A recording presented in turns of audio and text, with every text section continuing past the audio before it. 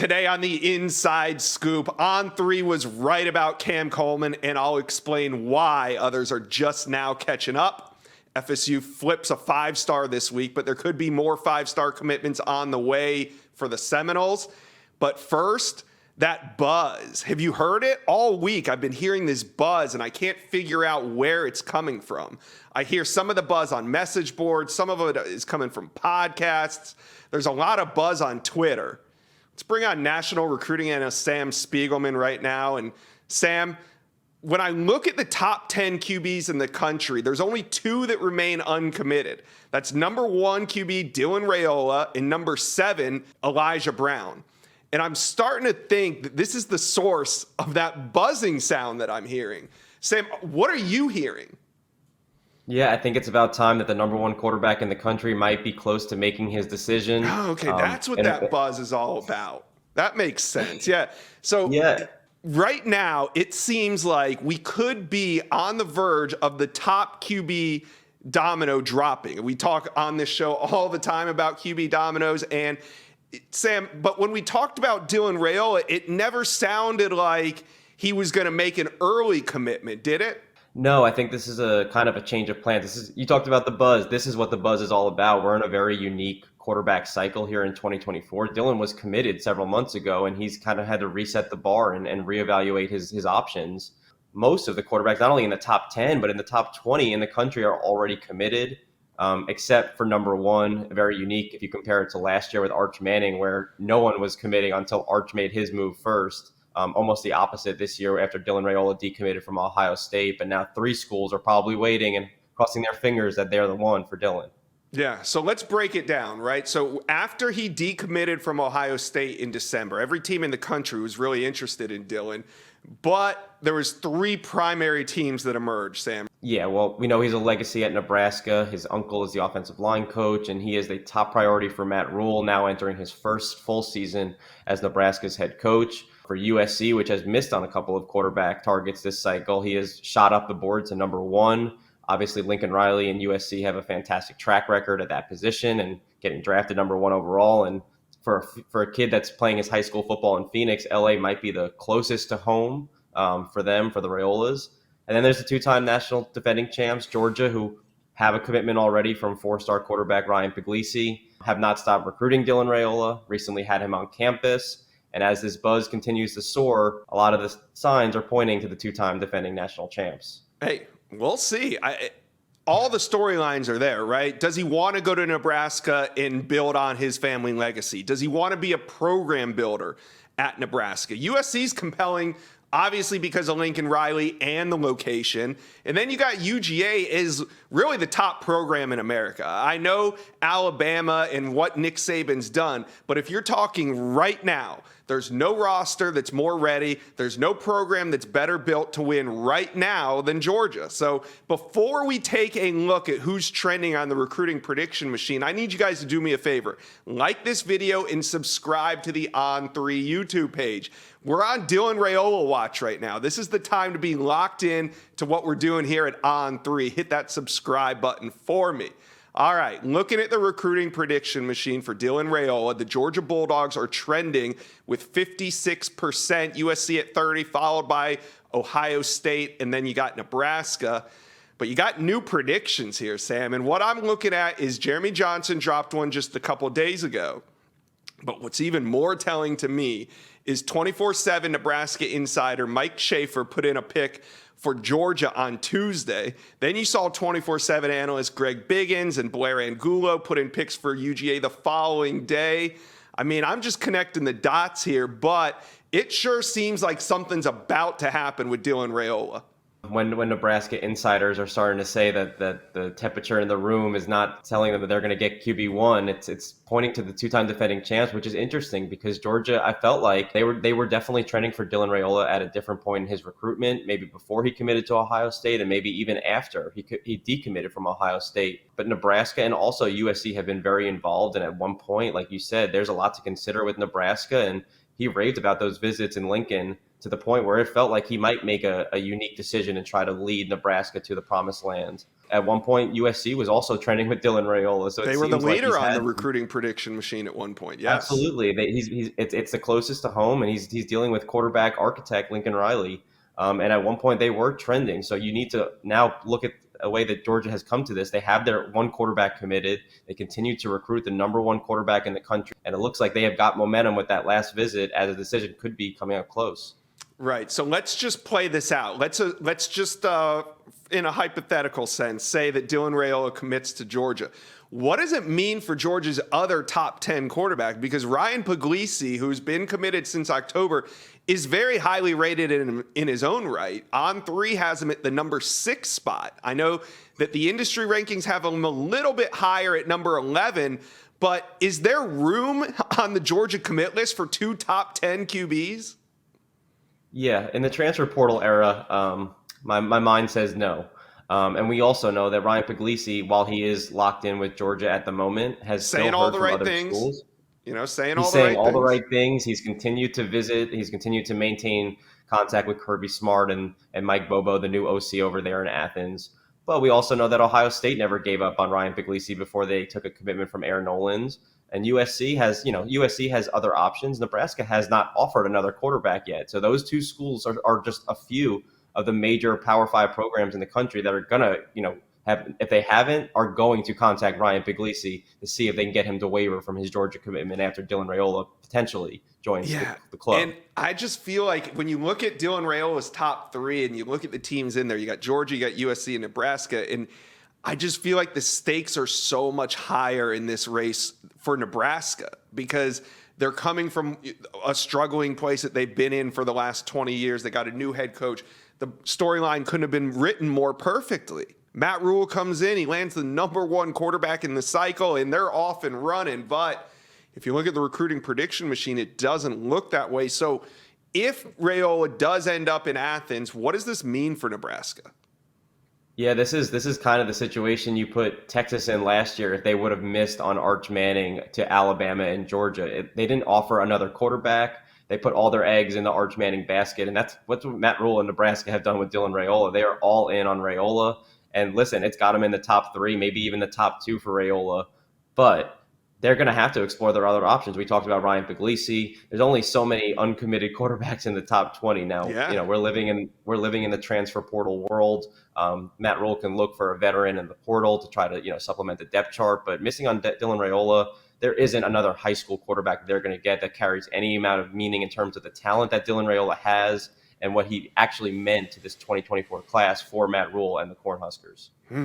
Well, if the number 1 quarterback in the country is about to come off the board, then there better be some other QBs that need to start drafting their Notes app commitment letters, because when the number 1 domino falls, it means the others are about to. So, Sam, in your opinion, who's up next in the QB domino race? Yeah, I would keep an eye on Michael Van Buren, one of the top signal callers from the DMV area. Michael Van Buren intends to be committed before he plays his senior season at St. Francis. The contenders are slim and few between now. It's down to Maryland, it's down to Penn State, and it's down to Oregon. I think this is going to come down to Maryland and Penn State. And the way that Penn State has been recruiting lately, I wouldn't be surprised if he's committed sooner rather than later. Yeah, Penn State needs that QB, but so do a couple other programs. So, yeah, things are about to get hot. Well, as of now, though, Sam, I can officially put us on Dylan Raiola watch. So stay tuned to On3 for all the latest recruiting developments. Sam, thanks for stopping by the Inside Scoop. Yeah, Florida State's been killing it in the transfer portal, but I've been pretty critical of them in terms of recruiting elite talent at the high school level. And this week, Mike Norvell shut me up when he flipped 5-star prospect from the Georgia Bulldogs, number 1 tight end Landon Thomas, who had been committed to UGA since last July. Mike Norvell flipped him with ease. And 2 days prior to that, Norvell landed a pair of 4-star wide receivers. And guess what? Now FSU is knocking on the door of a top 5 class, and the Seminoles are far from finished. Let's bring on War Chant insider Michael Langston. Florida State is in it for more 5-stars. Look at this. Charles Lester, offensive tackle Jonathan Daniels, safety KJ Bolden, wide receiver JoJo Trader. Mike, who does FSU have the best shot at here? Yeah, I would say Charles Lester starts the conversation. Grew up a big FSU fan. I know you've already put in a pick, Josh. I put mine in earlier. There you I go. feel really good. I feel really good about FSU's chances with Charles. I think this goes to a combination of just what they've done on the field, but also Charles liking them. He loves the culture. I think Jonathan Daniels is another one. I think they lead for. They also lead for Jason Zanamella. So I think they're in position. Those are kind of the main guys for sure that I think are coming up. I think they've made some really good push. I feel like the momentum is there with FSU, so they're pretty hot, man. I mean, they're on fire right now, and certainly a lot of kids see what they're doing both on the field and from a culture standpoint where like FSU recruits differently where they get to know kids before they actually offer. So the personality. So when you personally get an offer from FSU, it's personal. It's not just, oh, you're good, we're offering you. So I think that's resonated with a lot of kids. And then two, the product. Winning on the field is a big deal, and That that's what's helps. changed a lot of this. Yeah. What about wide receiver JoJo Trader? Looking at Florida State's commit list, they already have 4 wide receivers committed, and it's not even the end of April yet. Do they have room for a guy like JoJo Trader still? Oh, they're going to make room for a guy like 5-star JoJo Trader. They love him. They've had him on campus a couple times in the spring.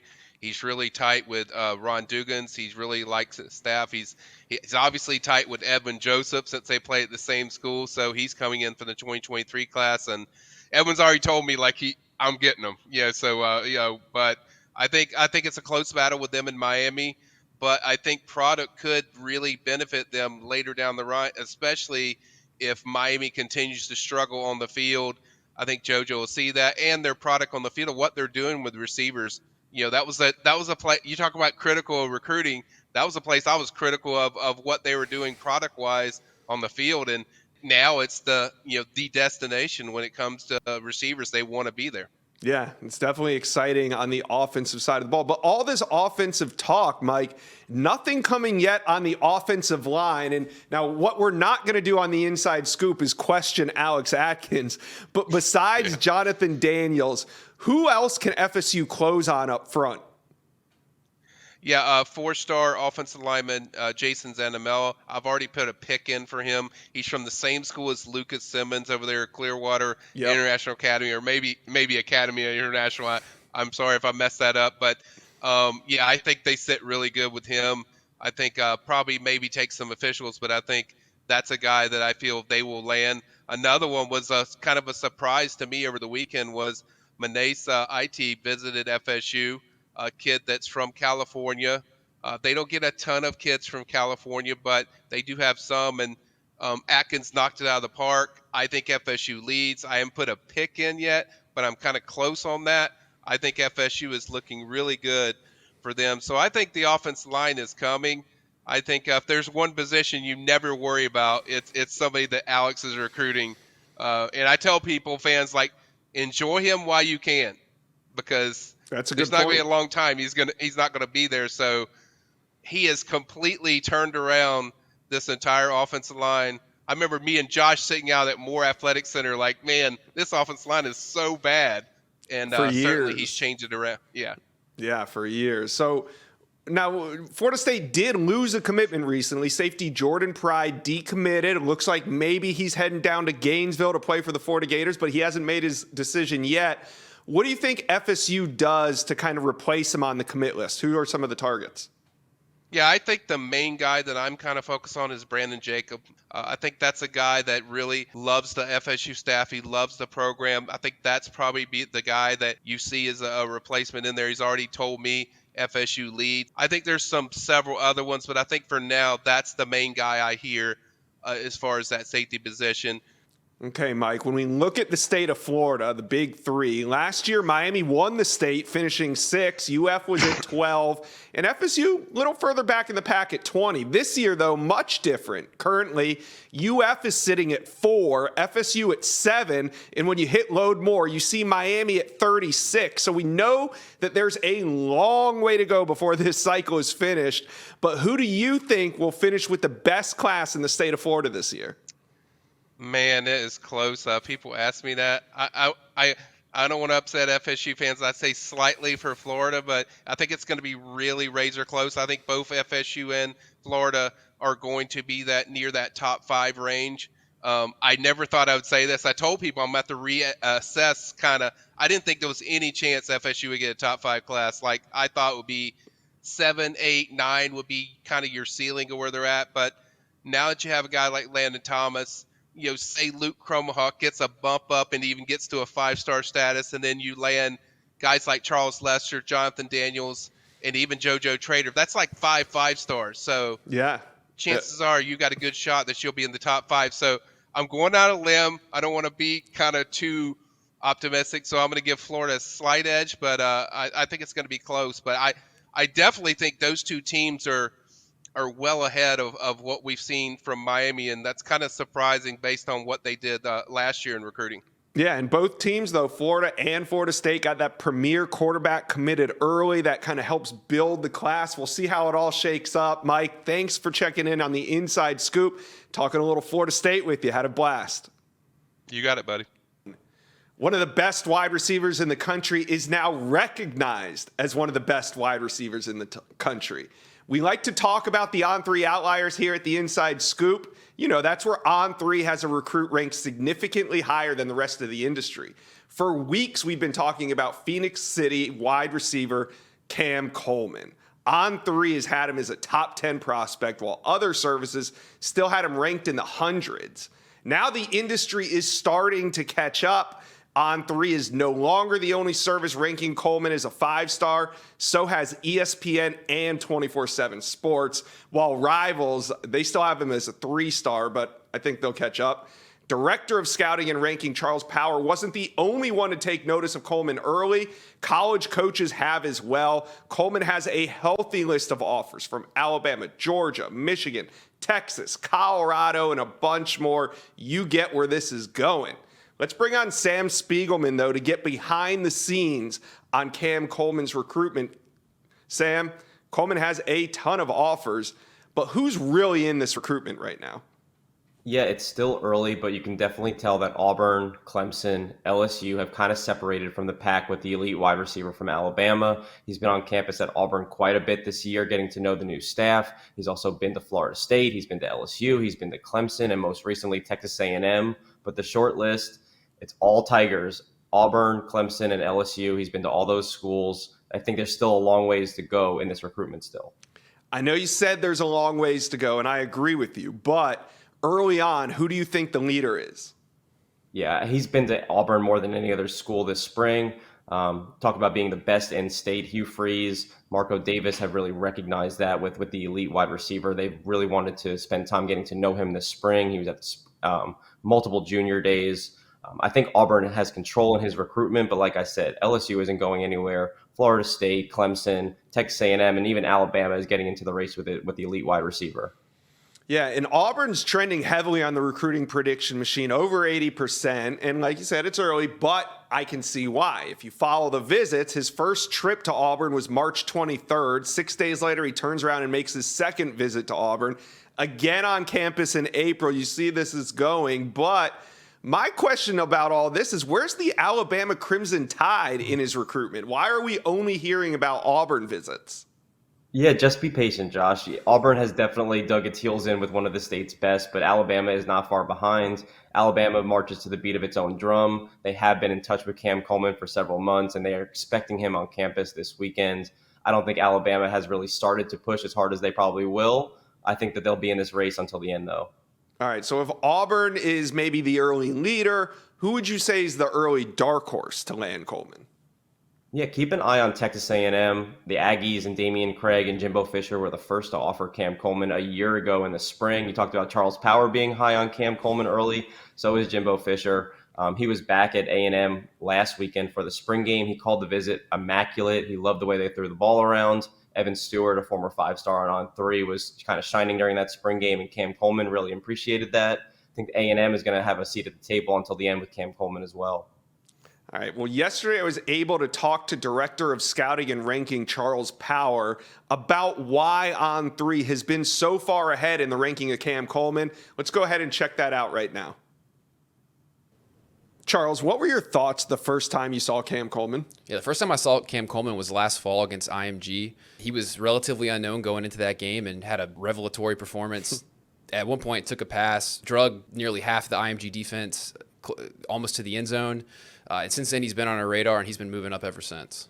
So did you have an inkling back then that he had 5-star potential? I wouldn't say five-star potential, but it was very promising what we saw. And once we sat back and took full stock of his junior season, he was a guy that we thought, when you're looking at this really, really strong receiver group nationally, is one of the few that has potential to challenge Jeremiah Smith as a number 1 receiver. On3 was an outlier, meaning they were way out in front of the rest of the industry for a while. But now the industry is catching up. Why were you so confident to lead the pack early on with wide receiver Cam Coleman's ranking?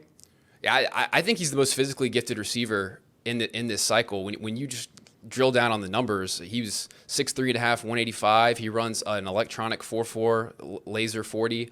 This guy is sticking his head on the rim in basketball. and seeing him we thought he was a 5-star level talent off of film, but when we get to see him this offseason, it only confirmed that, added a lot of vital context. I saw him in person at the Under Armour Atlanta camp. He was phenomenal, posted those combine numbers there. But I think also it's really important to add, he has an outstanding skill level. Like, you see what he does in 7-on-7. He's dominant. He has a huge catch radius. One of the bigger catch radiuses in this cycle is jumping over defenders. So, I mean, he is a complete receiver prospect with a lot of upside. Like, I think he's just scratching the surface of his potential and really could be a 2025 prospect with how young he is. Charles, who is a good player comparison for Cam Coleman? Yeah, we're going with Braylon Edwards. Went way back for this one. There's not a ton of guys that are easy comps for Cam Coleman, just given his size and skill level. So with Braylon Edwards, I think the size, the length, the athletic ability at the same stage is very similar. When you're projecting Cam Coleman long term, we see a dynamic outside receiver who can win at the catch point, fairly athletic, can make some plays after the catch, and that was Braylon Edwards, particularly at Michigan, but also in the NFL. You ever get a little nervous when you go out on a limb and you rank somebody a 5-star before the rest of the industry? I wouldn't say nervous. I think that just kind of comes with the territory. Like, you do this long enough, Josh, I think you add confidence and feel pretty good about your evaluations. And for us, it's I don't think we're taking a ton of shots, especially the more information we get. I think the more information and exposure we get to the prospects, the more confident we get. So if we are nervous, it's probably early in the cycle, but the more and more we see these prospects over the course of the year, the better and better we feel. And Cam Coleman's one we feel really good about. All right, yeah, and Cam Coleman is performing this spring. ESPN and On3 now both have him as a 5-star. We'll see when the rest of the industry catches up as well. Thanks, Charles, for stopping by the Inside Scoop. Sure thing. Thank you for watching. Make sure you smash that subscribe button for me. And remember to check out all the videos on the On3 YouTube page.